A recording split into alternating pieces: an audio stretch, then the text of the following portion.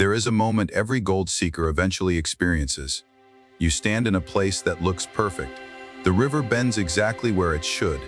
The gravel looks right. Black sand appears in the pan. Quartz is scattered nearby. Everything says, this should work, and yet nothing appears. No foot. No color, no confirmation. Most people assume one of two things. Either the gold is gone or they simply missed it. But geology offers a more uncomfortable explanation. Gold did not disappear. The conditions that once held it no longer exist. This is one of the hardest ideas for people to accept, because we are trained to look for signs, visible surface indicators. We are not trained to read systems. In reality, gold does not care how perfect a place looks. It responds only to physics, density, resistance, loss. If those conditions are not present, gold will not stop, no matter how convincing the location appears. According to field studies from long-established placer districts, more than half of locations that show classic gold indicators produce little or nothing when tested properly. Not because the indicators were fake, but because the system no longer worked. This is why some rivers produce gold for generations while others go silent, even though nothing on the surface seems to have changed. The mistake is assuming that gold belongs to the place. Gold does not belong to locations. It belongs to conditions. When those conditions fail, gold moves on. Or worse, it passed through long ago and never stopped at all. In this video, we were going to examine why perfect locations so often fail. Not through myths, not through shortcuts, but by understanding what gold actually needs in order to stay. Because once you understand why gold stops appearing, you also understand why it appeared in the first place. And that knowledge changes everything. The first mistake most people make is confusing signs with systems. Quartz on the ground, black sand in the pan, rounded gravel, a good-looking river bend. These are signs, but signs are not systems. A system is what decides whether gold can stop, settle, and remain over time. Gold does not respond to appearance, responds to resistance. Quartz by itself means nothing. Black sand by itself means nothing. Even visible gold upstream does not guarantee anything downstream. This is difficult to accept because signs are easy to see. Systems are not. A river can look identical for kilometers, yet only a few short sections ever produce gold. Why? Because gold does not accumulate everywhere water flows. It accumulates only where energy drops. When water moves fast, gold moves with it. When water slows, gold presses downward. But here is the part most people miss. Water slowing down is not enough. Gold needs something to stop it from being picked up again. That something is structure. Without structure, every flood resets the system. Gold may pass through a location hundreds of times without ever staying. Field data from active placer regions shows that locations lacking structural traps lose fine gold during high-energy flood events, even if surface indicators remain unchanged. This is why a place can show black sand year after year yet never hold gold. Black sand settles easily. Gold does not. Gold is heavier, softer, and more easily deformed. It needs interruption. Crack a fold. A rough surface that breaks flow and creates micro-pressure drops. Without those features, gold behaves like a visitor, not a resident.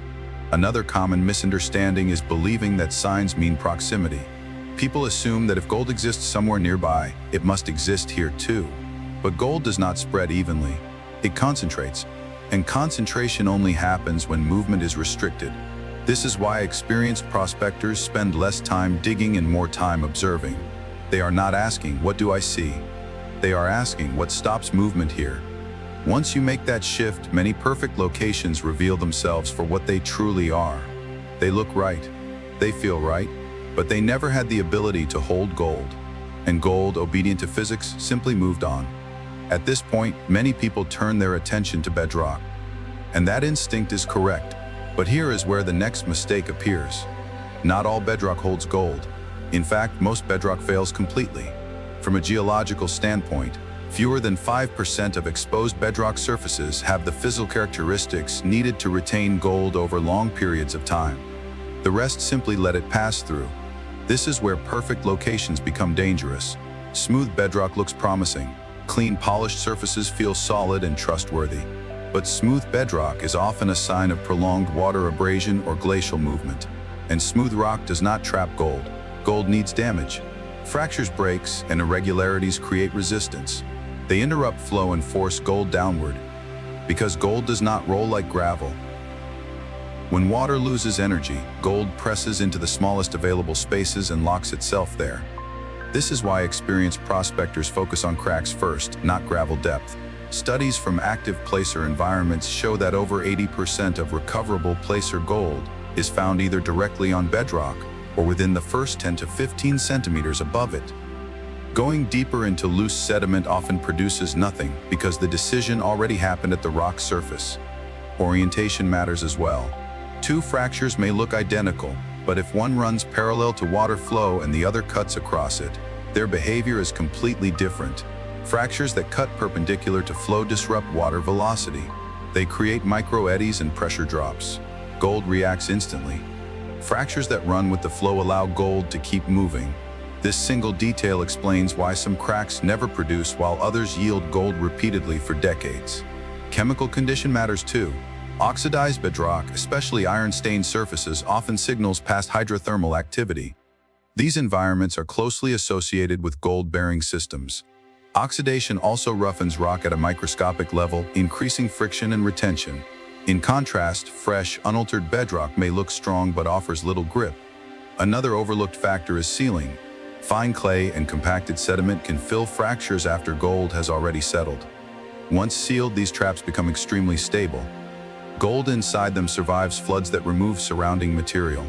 This is why some cracks continue to produce long after a site appears worked out. The trap was never emptied. It was simply misunderstood. So when gold stops appearing, the problem is rarely effort. The problem is that the structure was never capable of holding gold in the first place. Gold did to leave. It never stayed. Even the best bedrock trap is not permanent. This is another reason gold stops appearing in places that once seemed perfect. Water does not behave the same way every year. During normal flow, gold settles quietly. During floods, the entire system changes. Water velocity increases dramatically. Pressure rises. Material that was stable becomes mobile. Studies of flood-driven sediment transport show that water velocity during major flood events can increase by 3 to 5 times compared to normal flow. At that energy level, many gold traps fail. Shallow cracks flush. Soft clay seals break. Gold that was stable for years is forced deeper or pushed downstream. This is why some locations produce gold consistently for a period of time, then suddenly go silent. The trap did not disappear. It was overwhelmed. Another important detail is frequency. Gold traps are not tested once. They are tested repeatedly. Every flood acts like a filter. Lighter material is removed. Heavier material is driven into deeper, more resistant traps. This is why some cracks appear empty, not because they never held gold, but because gold was pushed beyond reach. In these cases, gold did not vanish. It moved into the same trap, just deeper. This explains a pattern many experienced prospectors recognize. A location that seems dead for years suddenly produces again after extreme erosion exposes deeper structure. The system did not change. Visibility did. Another mistake is assuming that floodplain gold behaves the same as bedrock gold. Floodplain deposits are temporary. They depend on recent events. Bedrock traps are persistent. They depend on structure.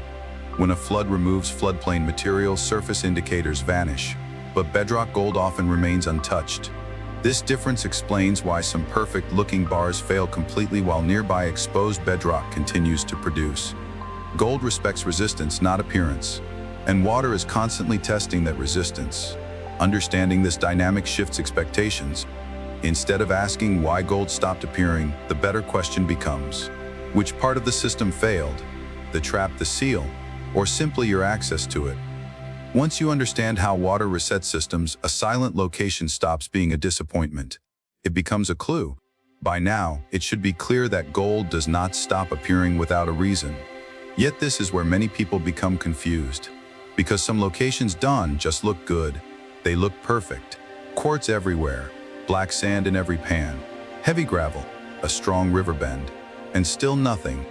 This is where false signals quietly take control. Quartz is the most common example. Quartz is often associated with gold-bearing systems, but quartz alone is meaningless. In fact, most quartz veins on Earth contain no gold at all. Quartz only matters when it shows signs of stress crushing, brecciation, chemical alteration. Clean, solid quartz is often sterile. Black sand creates a similar illusion. Black sand is heavy, visible, and satisfying to find.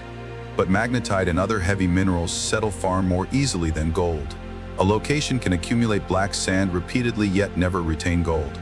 Black sand indicates sorting. It does not guarantee trapping. Clay is another misunderstood indicator. Clay can seal gold traps, but only after gold has already settled. Clay that forms before gold arrives becomes a barrier, not a protector. In these cases, gold passes over the surface without ever entering the system. History also lies. A location that produced gold a century ago may no longer produce today, not because gold is gone, but because the visible access to the system has changed. Early miners worked what they could see. They rarely understood structure. What they left behind was not barren ground, it was unreadable ground. This is why returning to old places often disappoints beginners and rewards experts. Experts are not repeating history. They are correcting it. Another dangerous signal is visual symmetry. People trust places that look orderly and predictable, but gold favors disorder, broken rock, irregular surfaces. If a location looks too clean, too balanced, too smooth, it is often incapable of holding gold. This is the final illusion of the perfect location. It satisfies human expectations, but it violates physical requirements. Gold does not care what looks right to us. It obeys gravity resistance and energy loss. Nothing more, nothing less. And once you stop trusting appearances, many failures suddenly make sense. Gold did not disappear. It never belonged there. By now, the pattern should be unmistakable. Gold does not disappear because it was taken. It disappears because the system that once held it no longer functions. Perfect-looking locations fail not because they lack signs, but because they lack resistance. Gold stops appearing when fractures run the wrong direction, when bedrock becomes too smooth, when floods reset shallow traps, when clay seals too early or breaks too late. In every case, the result is the same. Gold continues to obey physics, and physics does not negotiate. This is the moment where searching turns into understanding, because once you stop asking, why isn't there gold here? And start asking, could gold ever stay here? Your entire approach changes. You stop chasing surface clues. You stop trusting history. You stop mistaking effort for strategy. Instead, you begin reading systems. And systems do not lie. They either allow accumulation or they done tea. This realization removes frustration.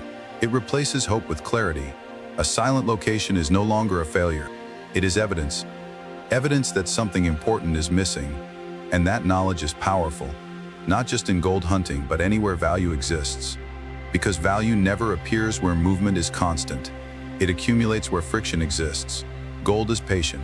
It waits where structure forces it to remain. And those who learn to recognize that structure rarely need luck. They position themselves before outcomes become obvious. So the final question is simple. If gold has always followed physical rules, and those rules have always been visible, how many perfect opportunities have passed unnoticed simply because we were looking for signs instead of systems?